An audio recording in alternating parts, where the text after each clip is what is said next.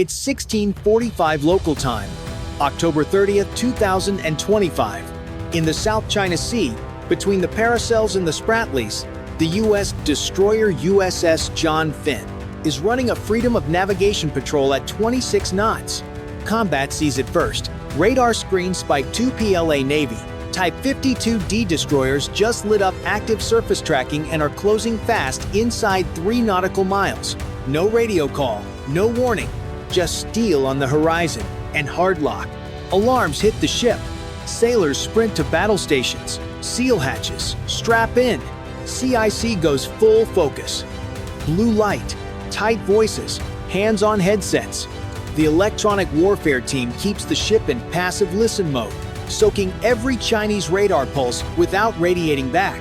On deck, crew can literally read Chinese hull numbers with binoculars. The Seahawk helicopter orbits overhead, lacing and filming every move. One aggressive turn, one fire control tone, and this stops being a standoff. It becomes the first shooting clash between US and Chinese surface warships in modern history. The next minutes, decisive John Finn keeps sailing, or lights the fuse for something bigger. In the South China Sea, trade lanes carry 1/3 of global shipping. Oil, electronics, food, everything moves through these narrow corridors between reefs and artificial islands. If those lanes choke, prices spike back home, shelves thin out, and allies start asking if the US Navy can still guarantee safe passage. For Washington, keeping the sea open isn't a talking point. That's why the USS John Finn is here today. It's a freedom of navigation operation, a public way of saying, these are international waters. We're not asking permission to be here. The destroyer stays on its track at 26 knots, deliberately steady, cameras rolling, systems listening. Across the radar scope, 2 PLA Navy Type 52D destroyers hold a tight parallel course. Their hulls are packed with long-range anti-ship missiles. The guns on their bows are quiet, but everyone on John Finn understands the message. Turn now, or be embarrassed on the world stage. Inside the John Finn, the combat team is calm, professional, but locked in. Range, 2.9 nautical miles. Then 2.8. Voices ride that edge between steady and clenched. The electronic warfare team is collecting everything. Radar pulse patterns, fire control timing, even changes in engine noise. Every second becomes evidence proof of how close China is willing to run US hulls in contested water. On paper, China calls this defending territorial waters. The US rejects that outright. To American commanders, letting another navy claim this sea would be the same as giving up airspace over California.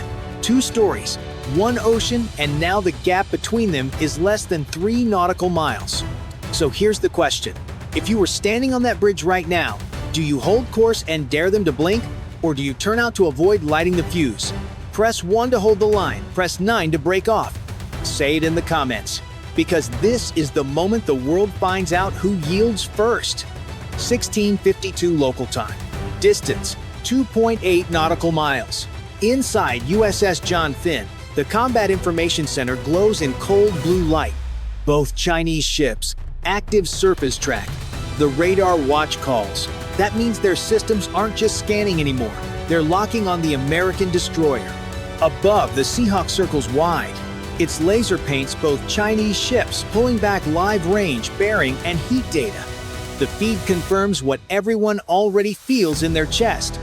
Both PLA destroyers are running fire control radar. The Seahawk crew knows they're being painted too.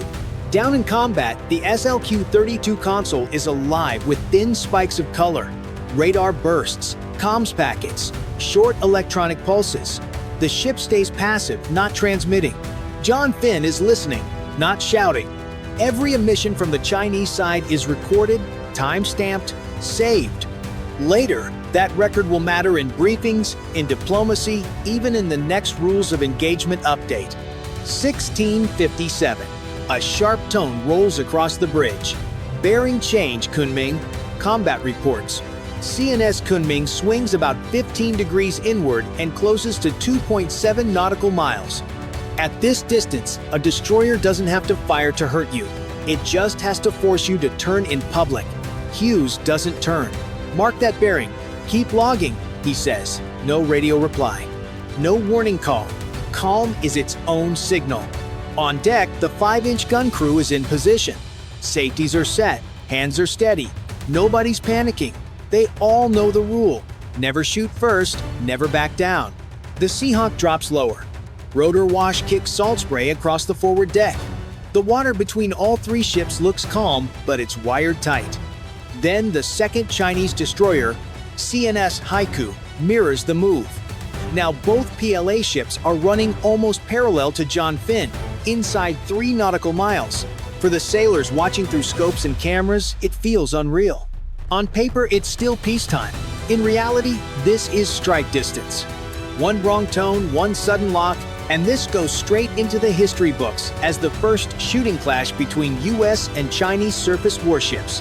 Somewhere overhead, satellites are already watching, recording angle, speed, spacing. Everyone on board knows this moment is bigger than the 3 ships in the water. They're not just sailing now, they're drawing a line for their flags. 17:02 local time. The sea looks calm, but every radar screen on the John Finn is alive with color. The 2 Chinese destroyers hold position too close, too steady. This isn't random. It's a controlled squeeze to see how much pressure the US ship can take before it blinks. Commander Hughes orders Condition 1. Bulkheads seal, crew lock into stations. The ship hums like one machine, ready but quiet. All sensors passive, he says. Let them show their hand first. The message is simple. We are not running, and we are not the ones who will escalate. The Chinese formation shifts. They're starting to box John Finn into a narrow lane. You don't have to hit a ship to hurt it. You can just take away its room to move and force it to choose between pride and safety. Above, the Seahawk hovers high, scanning both destroyers. Its feed shows fire control radars running hot. 2 ships, 1 message: turn or accept being filmed under someone else's aim point. Then, sonar picks up a hard, steady ping. Contact noise increasing, the operator calls. Probably a Chinese drone or towed sensor. They're not striking, they're listening. They're building a clean acoustic read on John Finn. In combat, the crew copies every signal, bearing, and range shift to secure drives. Every second of clean data is leveraged later in briefings, in diplomacy, and in the next encounter. Outside, the destroyers edge closer. 2.6 nautical miles. Kunming's wake crosses the John Finn's bow, a move meant to provoke a turn on camera. Maintain course, Hughes says again. Everyone feels how thin the line is getting. The Seahawk's camera pulls wide and catches all 3 ships in one frame. American gray pushing forward, Chinese gray holding the flank. It's not missiles, it's posture. It's 2 nations saying, "This water is mine," at the exact same time. So here's you on the bridge. 2 Chinese warships are inside strike range, daring you to move first. Do you hold the line and call the bluff, or turn out to cool things down before someone makes a fatal mistake? Press 1 to hold position, press 9 to break contact. Drop it in the comments. 1710, no shots fired, no collision. But every person on every bridge knows one word, one bad read. And this stops being posturing and becomes the clip the whole world replays. 1712 local time. A sharp burst cuts across John Finn's radar high-frequency noise, too clean to be random. Electronic spike, bearing 085, the EW operator calls. It's from Kunming. Commander Hughes leans toward the console. Confirm source, he says. Another pulse hits, stronger.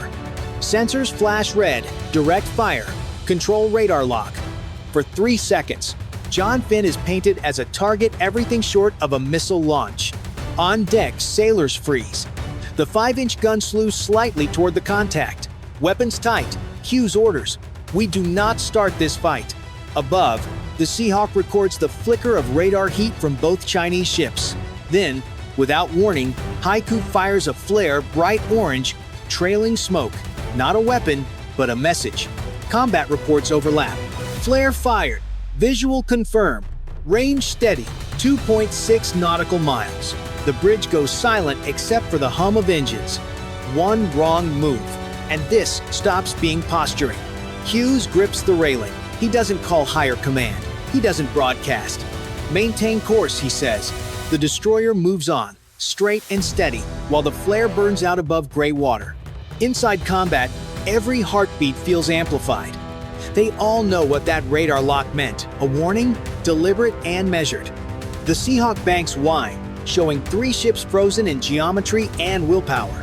Between them, the flare's smoke drifts away, a faint orange scar across the sky, the last trace of peace holding on. 1716. The signal ends. The sea falls quiet again, but everyone aboard knows, next time, it won't stop at a warning. 1718 local time. The flare fades, but tension doesn't. On the John Finn, every console hums with heat. The crew is silent, waiting for the next move. Then it comes a sudden, direct radar lock from both Chinese destroyers at once. Double illumination, the EW officer shouts. The alarms go off. It's not a test anymore. This is combat protocol without missiles. Commander Hughes doesn't blink. Activate countermeasures, passive only, he orders. The ship's systems shift, jammers powered, decoys armed but cold. On deck, the 5-inch gun swivels to bearing 085. CIWS turrets spin up, barrels glowing faint red. The Seahawk pulls higher, keeping distance, its cameras zoom tight on the 2 Chinese warships. The feed shows faint heat blooming along Haiku's missile deck. Maybe just engines, maybe more. Sir, both ships have fire control radars hot, combat reports. Weapons still stowed. Copy, Hughes says. Hold fire. For 20 seconds, the destroyers stare at each other through radar beams, invisible lines of tension cutting across gray water. It's a duel of willpower wrapped in silence. The bridge is motionless. Then, one of the Chinese destroyers, Kunming, shifts course slightly starboard. Its radar tone flickers, then drops. A heartbeat later, Haiku does the same. The locks vanish. In the CIC, someone exhales for the first time in minutes. Locks clear, comes the voice. Range steady, 3 nautical miles in opening. Good, Hughes says quietly. Maintain course, do not pursue. Above, the Seahawk captures the retreat, 2 gray shapes pulling away, their wake slicing through silver water. The John Finn stays straight and steady, a lone ship holding the line. On social feeds later, the video will spread. Radar tones, radio silence, the sound of restraint under pressure. Analysts will argue who won.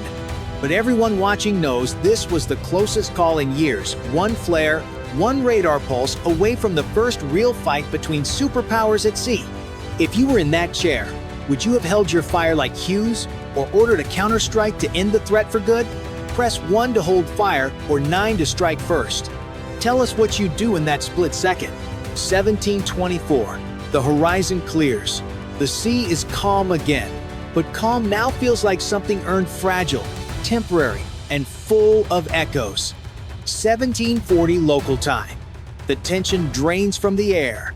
On the USS John Finn, red lights fade to yellow. Crew step back from consoles, breathing deep for the first time in nearly an hour.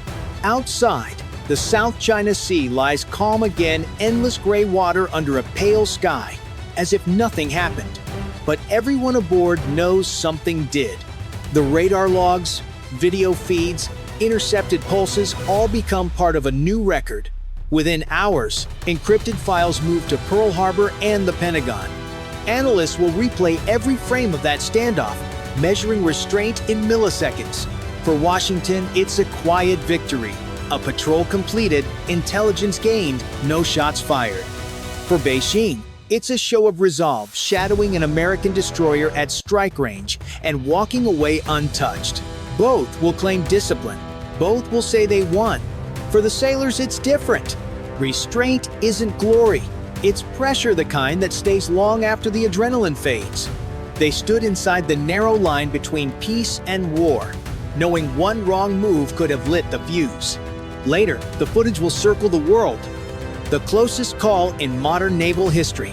Experts will debate who blinked first. Politicians will praise calm leadership. But the crew knows the truth. Sometimes victory means not firing back when every instinct says you should. Night falls over the South China Sea.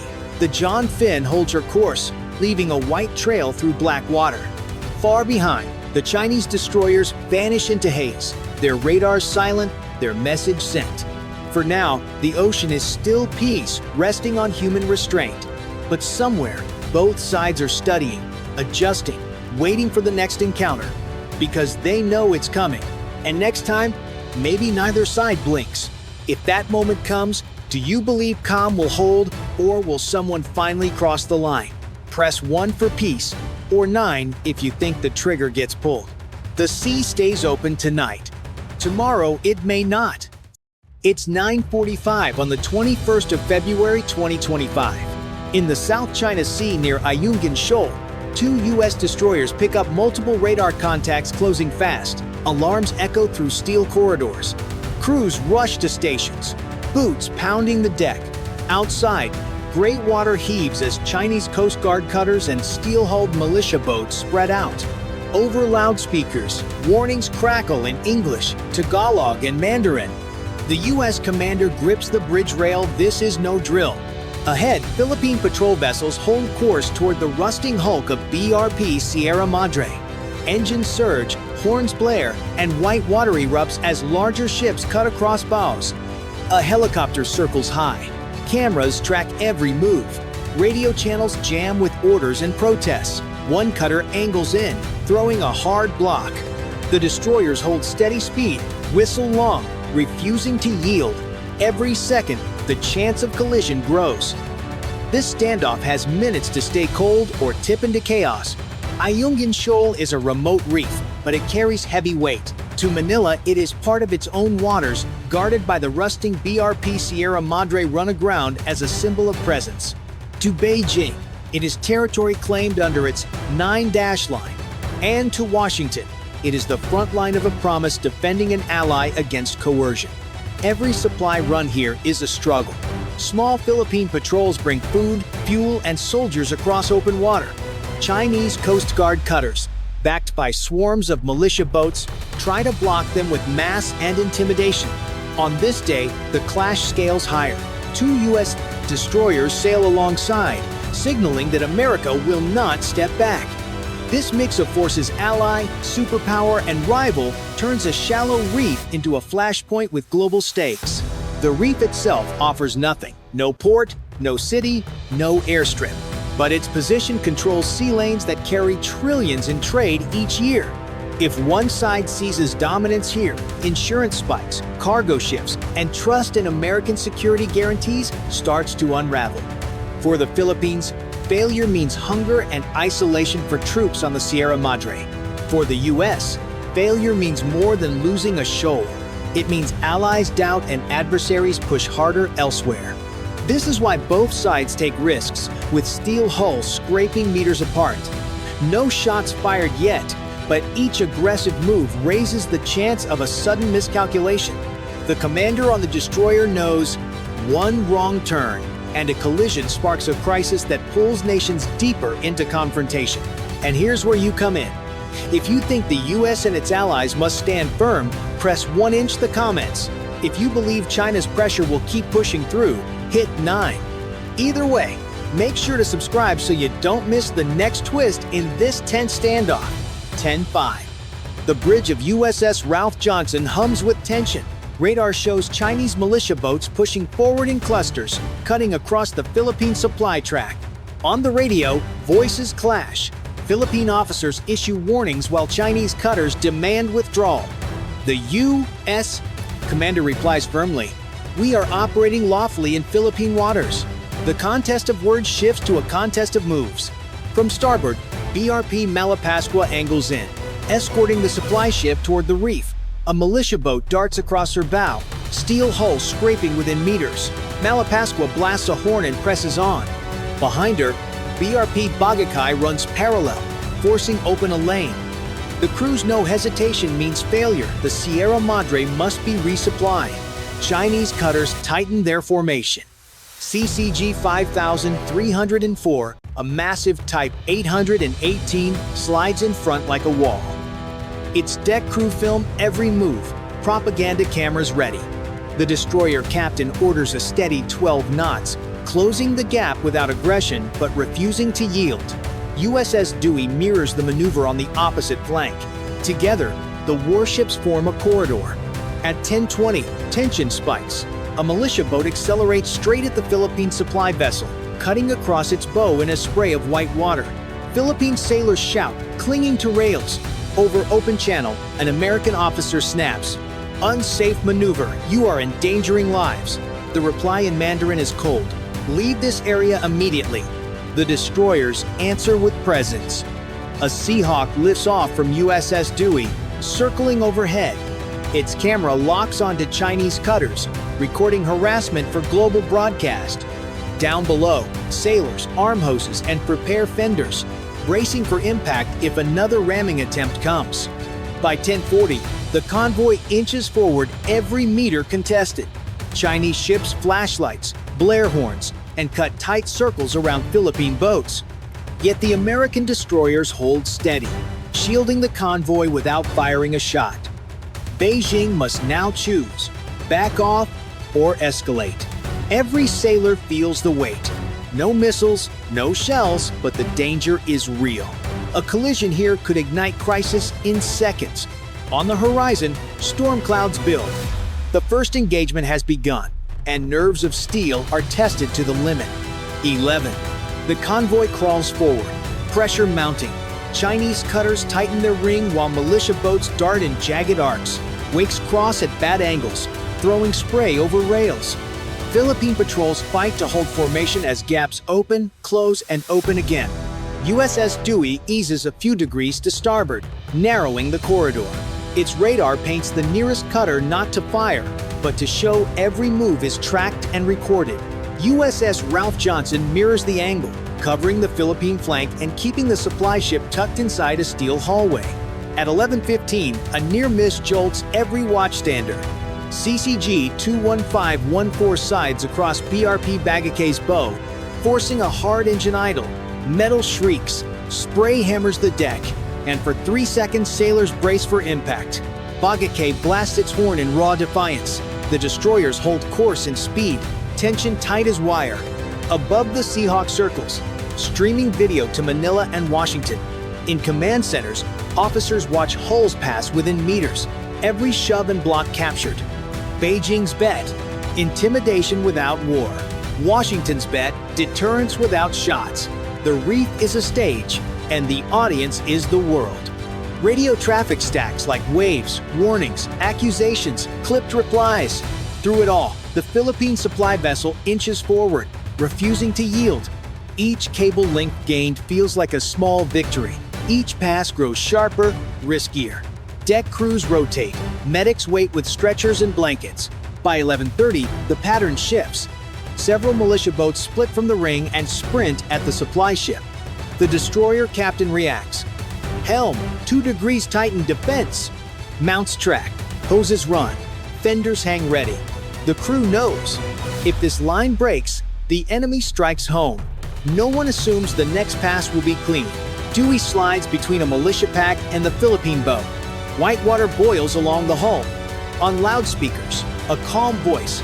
Unsafe maneuver. Alter course. Silence. Then another surge. Johnson comes abeam, shrinking the gap to a narrow lane. Now it's your turn.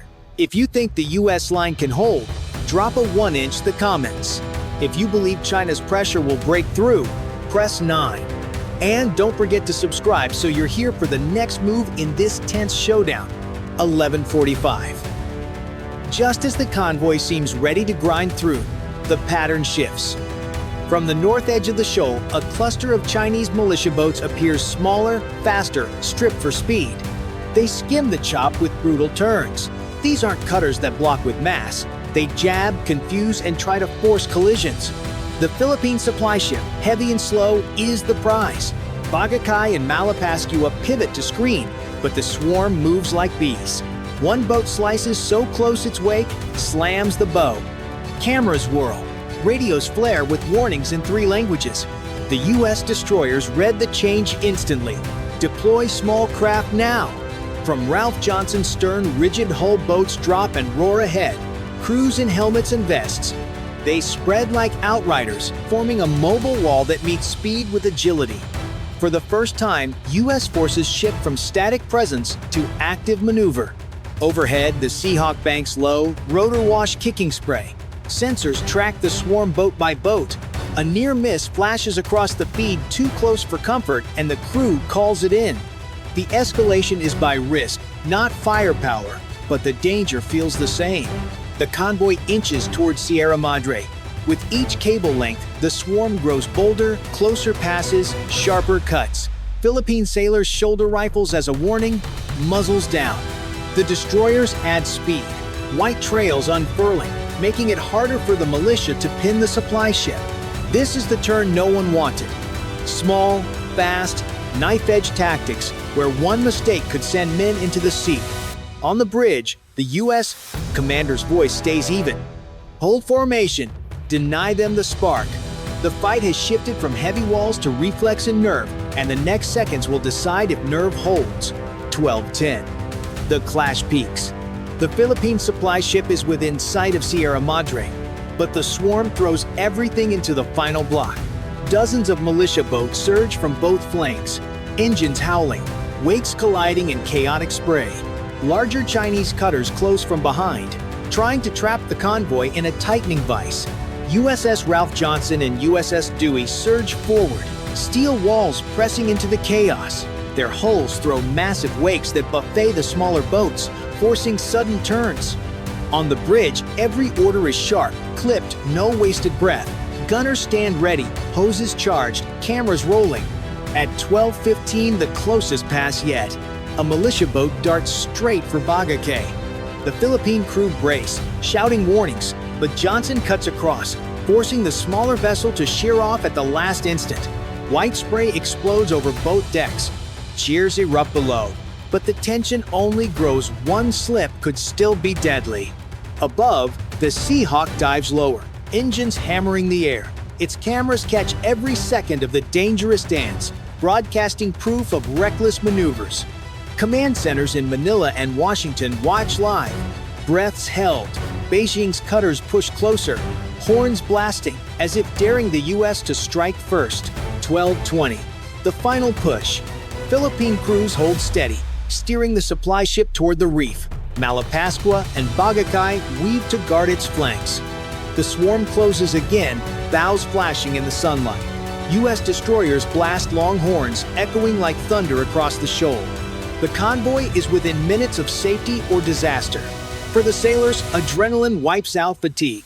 Hands grip rails, eyes lock on threats, and every move is muscle memory drilled in countless drills. This is the knife's edge. Will sheer determination break through, or will massed pressure force retreat? Now it's your call. If you think the convoy makes it through under U.S. protection, drop a 1-inch the comments. If you believe China's swarm will finally crack the line, press 9. And subscribe so you don't miss the outcome of this showdown. 12:25. The horizon shakes with horns, engines, and spray. The Sierra Madre looms larger with every passing second, and the climax hangs on a single question: who yields first? 12:40. The convoy finally reaches the rusting hulk of BRP Sierra Madre. Philippine sailors cheer, relief cutting through hours of tension. Supplies are offloaded under the shadow of Chinese ships that still circle, horns blaring, cameras rolling. No shots fired, but the sea feels like it's one breath away from war. For Manila, the mission is a success. The garrison aboard Sierra Madre holds, resupplied and still flying the flag. For Washington, the operation proves commitment. U.S. warships stood firm, shielding an ally against overwhelming pressure. For Beijing, it's unfinished business. The cutters retreat only far enough to mark presence, reminding everyone the contest is not over. The cost, though not in blood, is real. Crews are trained, nerves raw. Each risky maneuver showed how close a spark could ignite. A cheap militia boat nearly forced a collision with a billion-dollar destroyer. Every hour of this duel reminds both sides that raw persistence can be as dangerous as weapons. In the halls of power, the footage spreads fast. Allies watch and see U.S. resolve tested but unbroken.